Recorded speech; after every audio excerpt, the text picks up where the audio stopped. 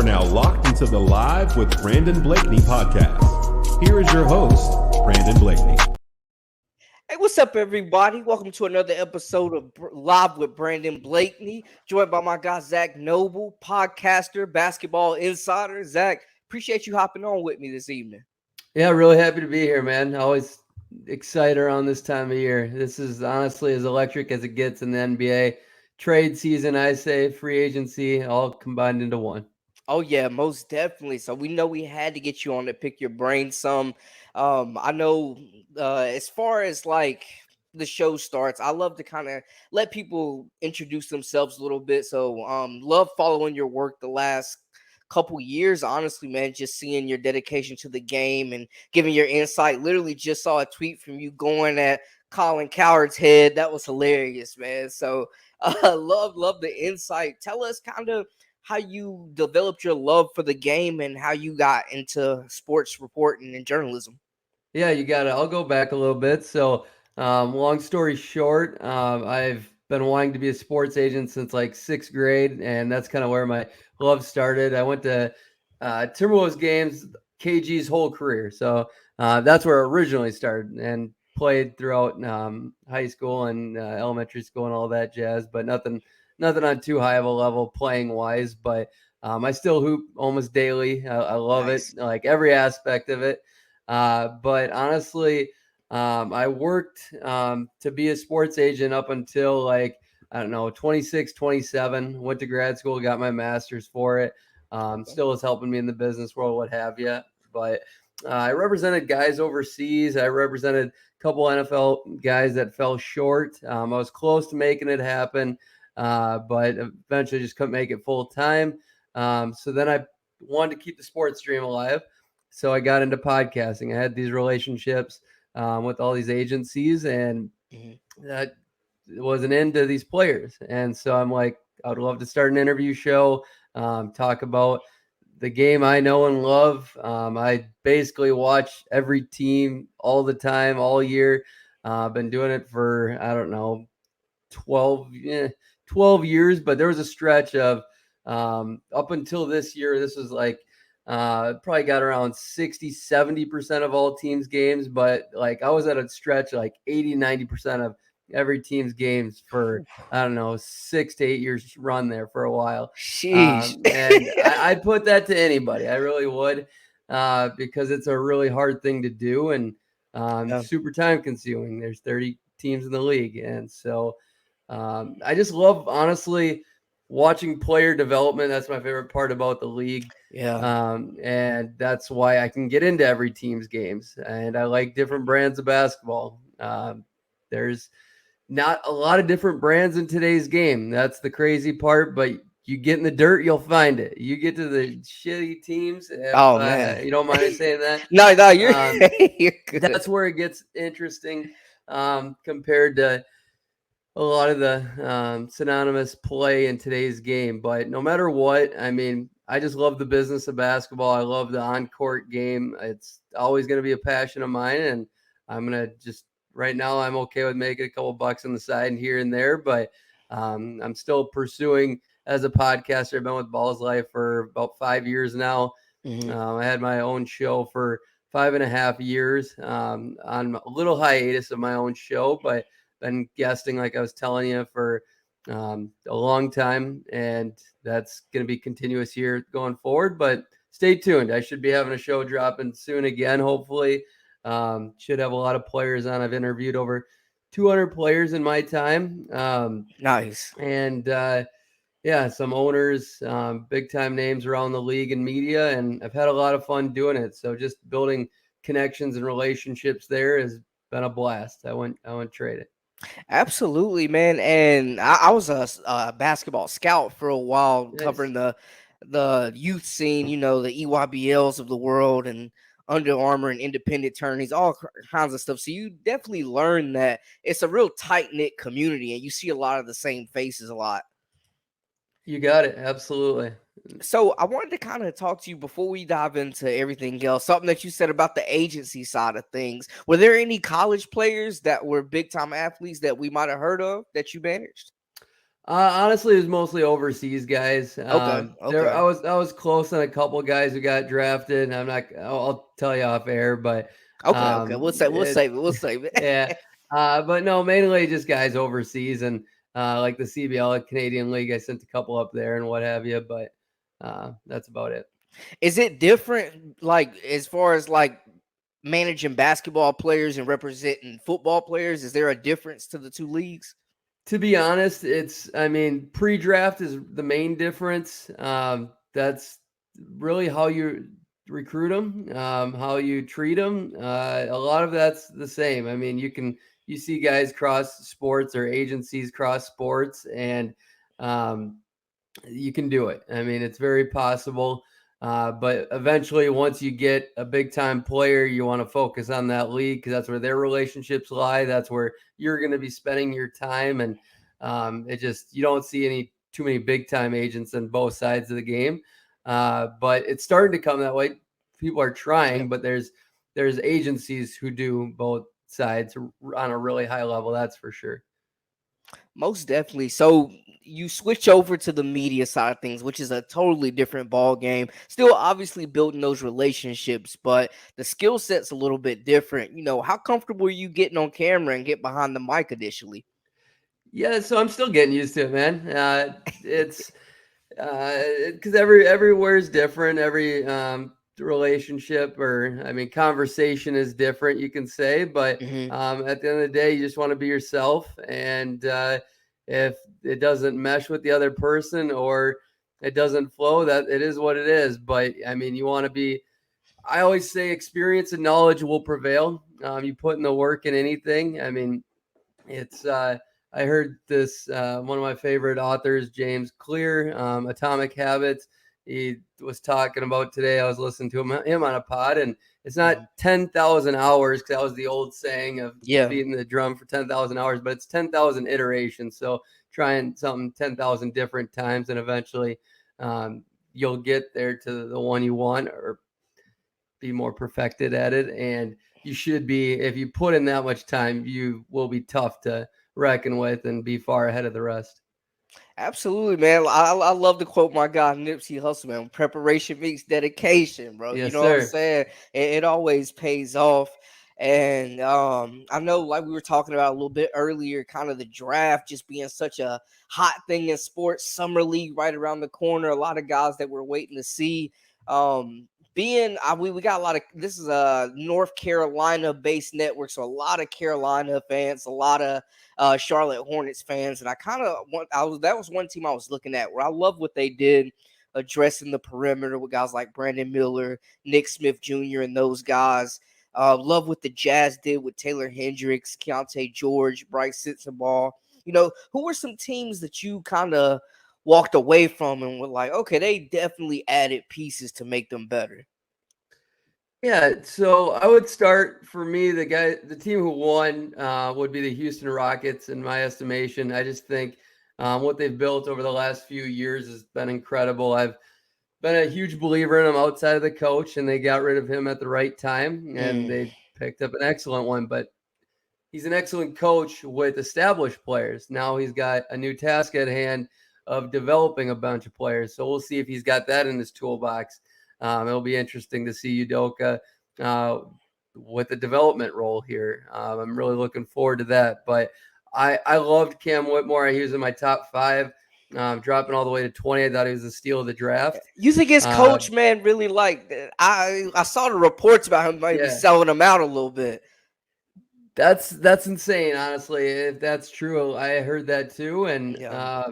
it's like college coaches are in a tough place. All right. I mean, you really can't say the truth about a player because everything gets leaked now. So it's like, Yep. why even interview me as a college coach? Because even if I'm your friend, there's a good chance that still gets leaked. So it's like really hard to trust anybody in that game. But like talking negatively about a player in college basketball almost should get you fired because you're killing the program. Right. All these guys care about is their reputation.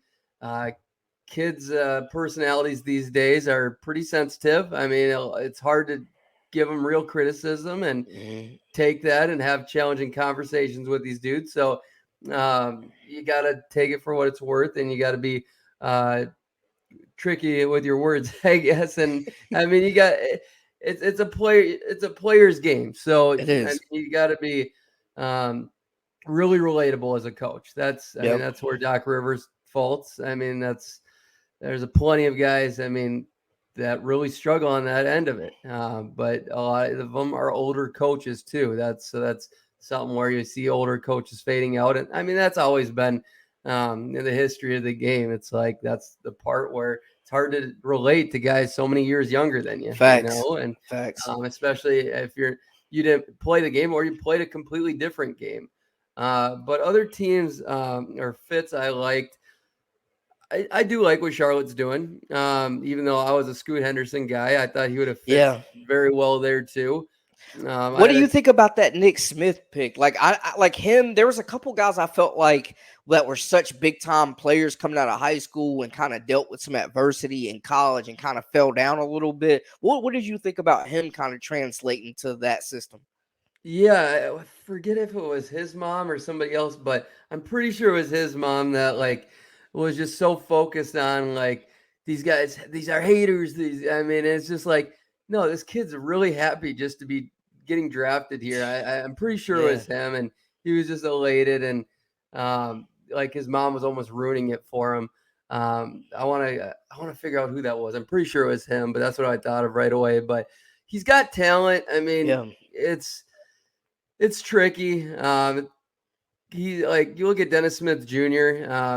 Mhm. And Nick Smith. I mean, he's kind of a really raw talent like that, I'd say. But like Dennis Smith Jr., you can argue if he got his real opportunity or not. I'd like to say it's one of those really debatable ones because in the NBA, when you're young, it's all about the opportunity. And Yeah. for a high draft pick, that's about as questionable of an opportunity as I've seen Dennis Smith Jr. But Nick Smith is one of those guys that's going to need playing time. I don't know if he'll get it.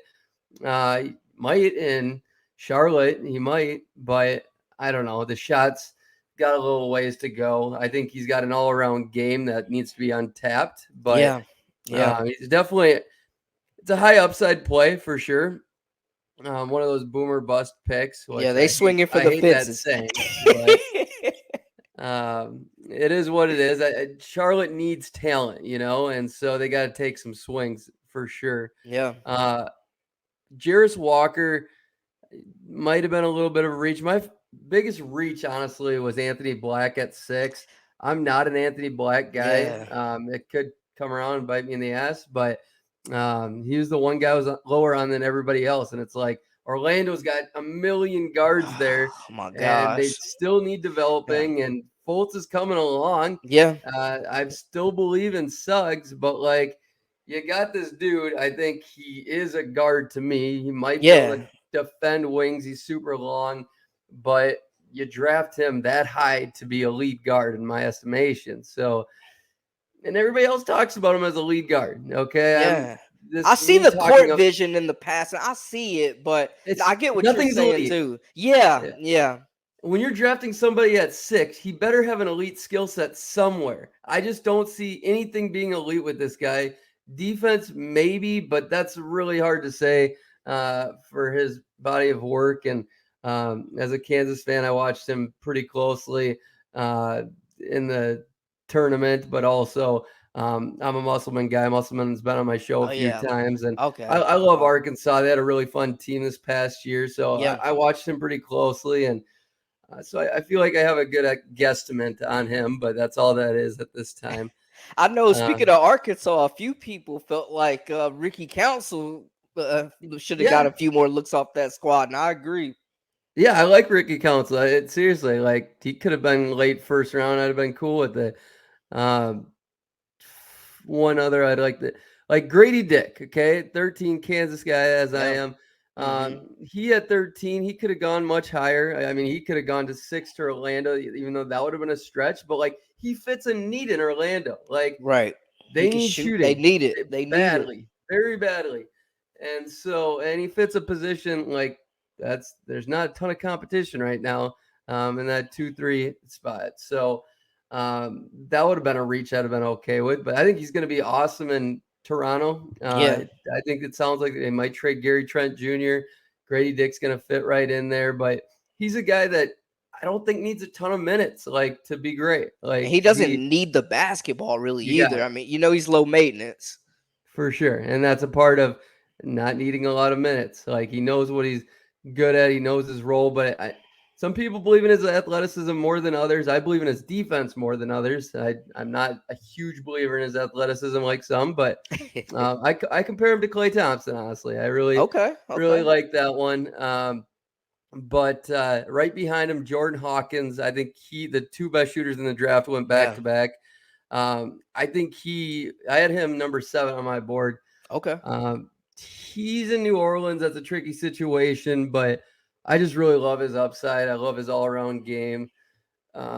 He's a guy I just can't stop talking about just because his movement shooting. And that's what this league is about. I think he's the best movement shooter in the draft. I mean, he gives me kind of like Rip Hamilton vibes coming off them screens, man. Definitely. Better ball handler, though, in my estimation. I think he's got a better overall game. Rip Hamilton, Ray Allen, typical UConn mold there. And I like his handle. I think he'll be able to get to the basket a lot better. And if things fall apart there with Zion or Ingram, they ship one of those guys out. CJ's probably going to want out, and there moves Jordan Hawkins in. I mean, they've drafted well, man. Honestly, seeing how Trey Murphy continued to develop last year. Yeah, no, I loved seeing his development. Alvarado's a good player. Like, they've drafted pretty well, honestly. Yeah, absolutely. Like David Griffin, he's got players. It's just finding the fit. And I mean, obviously, Zion's holding a big bag and a lot of upsides. So he really limits the whole potential of that team. And without him, I mean, it's questionable because they've trying to fit players around him, and they've done well. I think players do fit around him. Yeah. But at the same time, they got this $30 million hole, and might be even more coming up. It's a tricky situation. I honestly really want to see Zion go to Portland and Scoot go down to New Orleans, and then CJ asks out. CJ goes to a winner, and then we get the Scoot show in New Orleans, and maybe get like a Jordan Hawkins Scoot backcourt. I'd be man, it's crazy though, man. I feel like people forget before Zion got hurt, they were the number 1 team in the West, and it's just like your best trait most times is being available, and if you can't get on the court, it's tough, bro. Because when he is on the court, man, he's dominant. Right, and we still can't write this guy off because you look at Embiid. He came alive after his first 3 years of struggling in and out, and that's the path Zion's on. It's just now you got to become Embiid. No pressure, bro.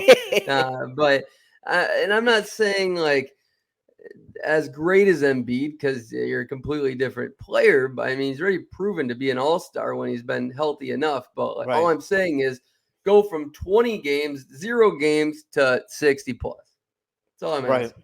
Right. Just the durability, man. But I feel like I want to move on from the Pelicans, but I just got to say, I feel like too, man. I don't know if it's their staff, but I feel like even with Ant Davis, when Boogie was there, like all their bigs are like tend to get banged up. I feel like I don't know if it's like them or the staff or it's just a coincidence. I don't know, man, but it's just weird.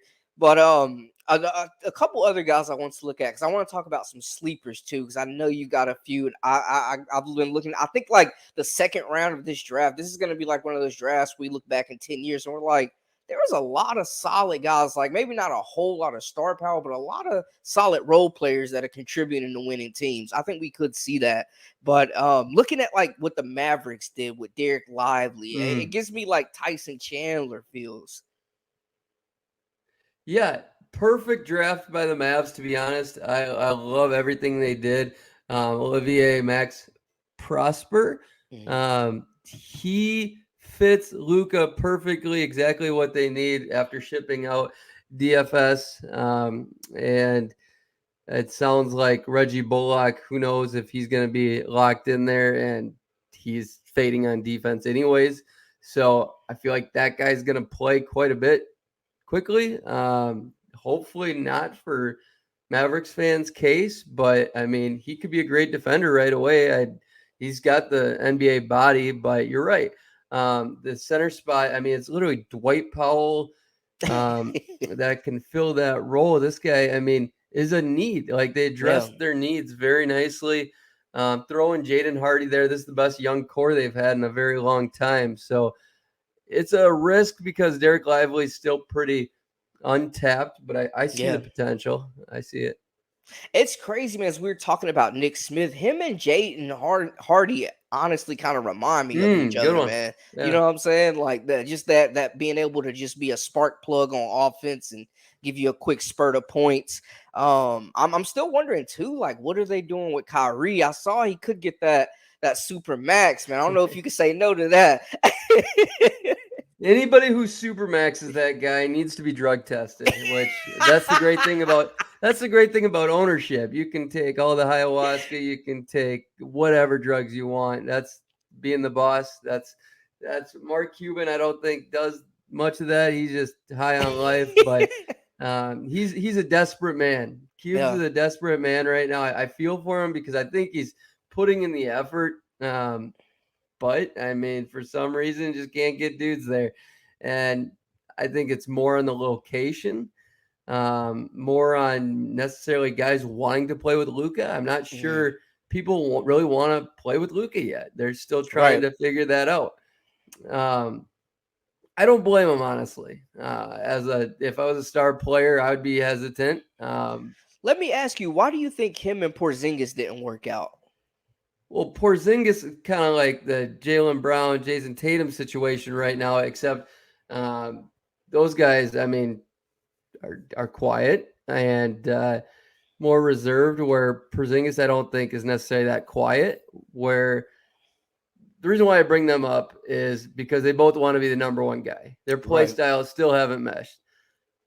However, Porzingis and Luka should, by watching their games and knowing their games, they should mesh perfectly. Right. Absolutely. But here's the thing. Jason Kidd didn't run any of those actions. Rick Carlisle, I'm beefed with Porzingis quite a bit, it seemed like, and he didn't want to run any actions for those two guys. And that didn't work out. And Porzingis wanted a bigger role, it seemed like. And they were basically, it was all about Luka. Just like Doc Rivers in Philadelphia, like James Harden, yes, he had the ball a lot, but he didn't get to take the shots he necessarily wanted because Doc Rivers would tell him everything runs through Embiid, everything. You know, it's like, just like other players got tired on that team, you know, around Doc Rivers, Tobias, I mean, Maxey at times even. It's like, get me involved a little bit. You can't make your offense solely about one dude, especially a big man that's not a very good passer and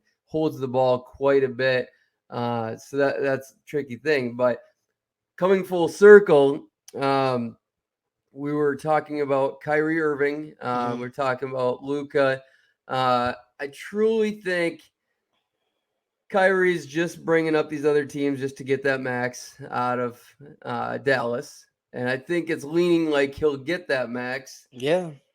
But I don't think they have to give him that max. I think they're just doing it because they're suckers, man. Hey, they seem like they're very adamant, like they have no problem giving it to him. I know. Like, I think it's going to happen pretty quickly. And I would just wait it out. Tell Kyrie to go get it and we'll match it or we'll beat it. I mean, if that's the case, like, because they can beat mostly any offer. And on top of that, like, the teams that probably give them that aren't going to be in a better position than playing with Luka. And it seemed Kyrie kind of liked it. I mean, I don't really have too great of a pulse on their relationship and if they bonded and whatnot. But I just would not give Kyrie the bag. Like, that sounds like a horrible idea. There's a couple guys like that, but I'm coming around to the belief that there's literally only a couple guys I would max out. And it's a tough thing to say, especially in a small market. It's like you almost have to max these guys out Right. to keep them there. I mean, that's a different situation, but like if you got one star and somebody's coming up aging, like I'm just not giving you the bag. Like Draymond and Golden State, I am not giving you more than I think you're worth. Just Right. because I feel like I have enough there. I do. Even though Draymond's been the heart and soul of that team, that'd be a huge risk. But I just think some of these contracts are going to age really bad. And you look at some of these deals that are coming along right now, these teams really know how much they're having to pay extra now. Mm-hmm. And these people are rich because they make smart decisions and they don't want to be not as rich as they are. No, absolutely, man. I know one team that had been linked to Kyrie and then, have been talked about today. Obviously, we were just talking about them, the LA Lakers. Trying to bring back Rui, trying to bring back Austin. Austin, yeah, name just went blank. All Yeah, good. trying to bring back Austin, man, who had a great season as well at the 2 guard. People feel like he might get overpaid. I think he earned his cheddar. I'm not gonna lie, I think he did, but I Austin, you're think, talking about? yeah, Reeves, yeah, Austin Reeves, yeah, Oh, I'd give him the bag, dude. I think he I think earned he's the it, real man. deal. He looks good. He looks good, and I think too they kind of put the Kyrie rumors to bed. Obviously, they're bringing back D'Lo. They said they're going to re-sign him, but I think drafting Jalen Hood-Schifino, I really love Yes. that move. Love it. Good shout out there. I think um, I would not overpay D'Angelo, especially the production he gave them in the playoffs, and especially when you're going to get Austin Reeves at a good number. I think regardless, um, the max you're going to pay for Austin Reeves is probably 20 for 4 years, um, and that is I think that's a great freaking deal. I truly think he's going to be like a borderline sub all-star dude, and dude shot 53, 40, 86. Like those splits are incredible. 13, 3 and 3. And how many minutes was that? Let's see. Only 28 minutes. So Like, let me ask you and then this: he long performed in the term, playoffs. would you rather have him or Tyler Hero? Great question. I'm going Reeves, but it's close. I'm okay either way. Uh, yeah, I'm going Reeves. Respect. Dog factor. I think Hero is going to be good. I think he is good right now. I just think he still might be a little caught up in the life.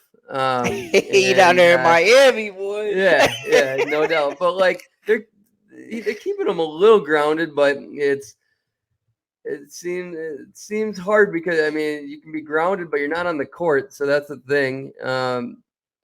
Like this past year, like I liked Austin's year better than Hero's best year outside of his performance in the bubble, but that's because Austin had a lesser role. Otherwise, his numbers would have been very close. But percentage wise, like Colin Coward, man, when he put out those dudes, Tyler Hero is the who he should have been putting out there. Let's be honest. Like, go look at the spreads, okay? Like Right. with numbers per 36. That's where if you want to throw up blind reports, do per 36 and then do playoff performance for the love of God. Don't do G League. Mac McClung, are you kidding me? Yeah, that was like the disrespect. You can tell who's really watching hoops and who's not. Like, I'm gonna be Right. honest. That's crazy. No, I agree though, man. I love Reeves. I think he does have that dog factor. He be out there barking, man. He be talking his trash. And I think you gotta have that when you playing with a guy like LeBron. Yeah, no, LeBron needs that and he demands that out of you, even though he might have only a couple of years left. But Austin was a big part of their playoff run. And to do that only in his second year is incredible. He's also a plus defender, if not a damn good defender. I like his defense, and at least he's going to work towards being a really good defender. I don't think Hero will necessarily ever be. Nah, yeah. Honestly, he just continues to give me 6 man vibes. Give me 18, 20 off the bench, hero, and I'm cool. Before we let you go, man, I wanted to kind of throw a couple sleepers at you and get your thoughts. So just out of these three names that I kind of looked at that were in pretty solid situations in the second round. One being the most polarizing name, Imani Bates, going to the Cavs. Home run swing, obviously. Gigi Jackson, another young buck that has a lot of potential, going to the Grizzlies. And then an older prospect, Hunter Tyson, who played at Clemson, stayed 5 years, and he's with OKC.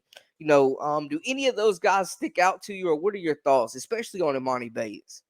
Yeah, I think he might have a chance to play a little bit just because, I mean, his shooting and, I mean, the position he's at, I mean, he's competing with Isaac Okoro. Mhm. So, yeah, you would think they would try to, especially being a local guy, but I don't know, man. I don't believe in his defense at all.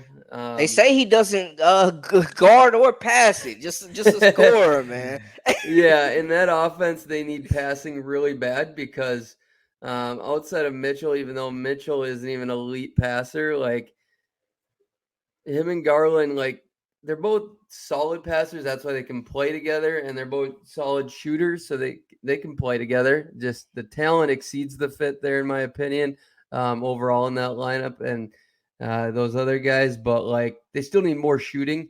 They still need just more defense. But like somebody gave me, I forget, it was like Monty, it was between Michael Porter Jr. and then somebody else, and like the comparison is either going to be this dude or that dude. And man, Michael Porter Jr., his defense in the playoffs was absolutely incredible. He's also wide. He's thick. He's a man. Right. Like Right. Amani's got to beef up. Like we need more out of that body in order to really do much defensively because he's going to get beat. I don't know. It's going to come down to him getting an opportunity. I think he might, but JB Bickerstaff ain't putting up with no weak dudes, Facts. nothing soft. Facts. So he's got to come in and come in quick because they're trying to win there. No, absolutely, man. I think, like you said, they're betting on the upside. I saw some Miles Bridges rumors there too, man. Like, I think they're definitely, Really? I yeah, missed that one. yeah. I think somebody texted me about it, but I think they're trying to make a splash on that wing, man. Because, like you said, they do need more production. They absolutely do. Were there any sleepers that you saw that kind of people might not be aware of that you were excited about? Yeah, so you mentioned Gigi, Hunter Tyson. I'm, I'm not. It's all going to be about opportunity for him. Gigi, I do believe in a little bit, but it's tough, man. Falling that late. I mean, who did Gigi go to again? He's on the Grizzlies. Memphis. Yeah. Oh, dude, they always find time for those late picks, and Man, they that's what I'm always become. saying. They're I hitting, think man. That's a great landing spot for sure. 6'8" wide. He's pretty good NBA body. I mean, he's nimble. I believe in the shot. Ball handling. Yeah, I can see it. like He that comes three in, four hits some. hybrid. You know what I'm saying? Yeah, take some Santi minutes. Yeah. But yeah, the shot just has to go in. They have plenty of defense. They're not worried about that. They have girth. They need just shooting and scoring and just fluidity. And I think he could be a fluid part of that team. It's just 32% from three. I mean, the form's fine by me. Just got to go in. Just get Yeah. that ball in the hoop, son. All right. From my aspect, I don't know. These are the guys like you're just throwing darts, but like I had them all as first round grades. All right. Like I could have been cool even if they went close to the lottery. Like I believe in them that much. It's just, will they get their opportunity going this late? Jalen Wilson from Kansas. I mean, he can do everything on the basketball court, two-way player. Went 51 to Brooklyn. I don't know why he wouldn't get an opportunity there. Also, like Derek Whitehead, like Yeah. him a lot. I think they drafted very well. I think they are really deep at the wing position, and I think those guys can do big things. It's just how much of a runway are they going to get? I know Brooklyn wants to win, especially if they get Dame. Like those guys might not get any look ever. Yeah. So then they'll just fill them in with all these old vets, and then they go to the G League or what have you. Trace Jackson Davis, don't know how he won't get any time in Washington. Like the dude is polished. He's ready to grind. I mean, he could be better than Rui was when he came in. Just give him an opportunity. I don't see why he wouldn't in Washington. Like, come on. He's very good. Total rebuild mode down there too. So what do you got to Yes, lose? exactly. So if he doesn't, I'll be disappointed. But outside of that, guys like an opportunity. Jalen Pickett in Indiana, like he's a stud. Penn State guy. That could be something. And Rick Carlisle's never been a guy to love playing rookies, but he's coming around. I mean, he's coming around on the younger guys because he has to. And I think he's coming in there at a good time. Isaiah Wong in it. Nah, too many guards. Julian Strother in Indiana. That's a good one. Number 29. I like him. Like that a lot. Gonzaga. Yeah, I like him. I had him top 20. So he was a bit of a steal there. And I think if they miss on like Harrison Barnes, rumor they really want him. They thought about Tobias Harris. They need more there. I mean, that guy is a dog. He can hit big shots. Got overall, like, he's basically very well rounded outside of his dribble, his handle, getting to the rim. So do you believe in his defense? Will you wait on his defense? I think they should. I think they got some guys that have some upside there, and they just need to keep trying to find more up, because in Indiana, like, you have to hit in the draft and places like that. In these small market teams, like, you got your picks where you got them. And if you're going to make a trade like Halliburton, you literally, like, they went away from Benedict Mathurin so quickly last year. It drove me nuts. I had some very, very crazy takes. I haven't deleted them yet on Benedict Mathurin. Okay. I love that dude. But, like, what they did to him to end the year, and it really pissed me off. And I don't blame much of it on him. People will bash his game or whatnot, but it's like, what are you playing for? Halliburton's injured. Just give this guy the reins. Let him do his thing. Like, yeah, who cares? Like, I always give most rookies a pass, to be honest. Like, let them play freely. Let's see what they got. If I see some good skills developing, let's give them a little more, unless they're on a great team. And then you got to be more particular, and then you figure it out from there. But I really believe in that guy, and they have pretty good upside all around. They just got to develop it now. Yeah, the Pacers, man, they took some home run swings for sure. They really did, especially early in the draft. I'm excited, man. I think, like you said, there's a lot of players in this draft that I think could be quality role players down the line, and a lot of young guys too with a lot of upside if they develop them. So we'll see, man. Zach, let them know where to follow you at and where they can find all your social media content and hoop stuff. Yep, all on Twitter, ZAKNOBLE. That's about it. Ball is life. More is going to be coming, but I'm guesting a lot, so catch up with me on a bunch of different shows. Always talking hoops throughout the day too. So hit me up, challenge my takes, question everything. Hey, absolutely, Zach. Again, I appreciate you hopping on with me, man. Great convo for everybody. We'll definitely have to get you back on during the season when everything gets live, gets kicking off. That's a wrap for us. For all the latest and the greatest, make sure to hit that subscribe button. This has been Live with Brandon Blakney, and we out. Zach, appreciate you again, man.